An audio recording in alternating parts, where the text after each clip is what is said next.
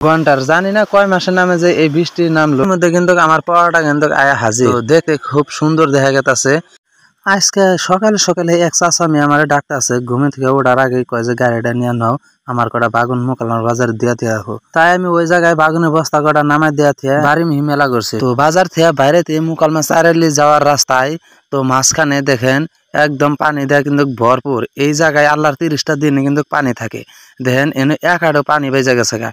আমি যে পিলপিলি নিয়ে গেতাছি পিলপিলির মোটরে কিন্তু তামাম পানি বেতাছে। এবার পানির মধ্যে যদি আমি মোটরটা ভিজাই ভিজাই গাড়ি চালাই তো আমার মোটরটা কিন্তু অল্প দিনে তেজ মারা যাবো। পরে কিন্তু আবার 24 দিন ঠিক করা লাগবে। তারপরে আমি বাড়িতে এলাম, বাড়িতে এক মুঠ ভাত খায়া উঠার আগদে একদম পুরা ডাইলে বৃষ্টি পড়লো। ঘন্টার জানি না কয় মাসের নামে যে এই বৃষ্টি নামলো। এই বৃষ্টির জন্য মানে এবার মানুষের ধান ঠান কাটা কুটা ভালো করে হারবো না। বৃষ্টি একদম ধান খেত পাতলা করে হালাবো। তো দেখেন আমি কোন রকম খালি আমি পিলপিলিটা বাচ্চা হেরা খালি চার্জে বয়েছে। তো এনকের লাইনের আবার একটা বদভ্যাস আছে, বৃষ্টির গন্ধ পালে মানে একদম লাইন যে কোনে পলায় তার থাকে না খবর।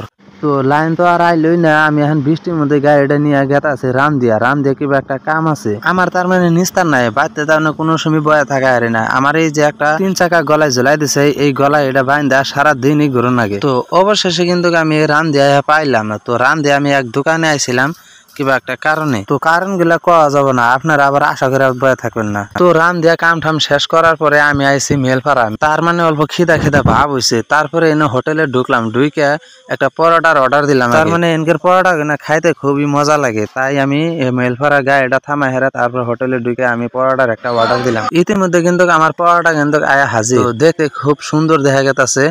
তো আমি আগে খুবই খিদা লাগছে, আমি আগে খায় নই।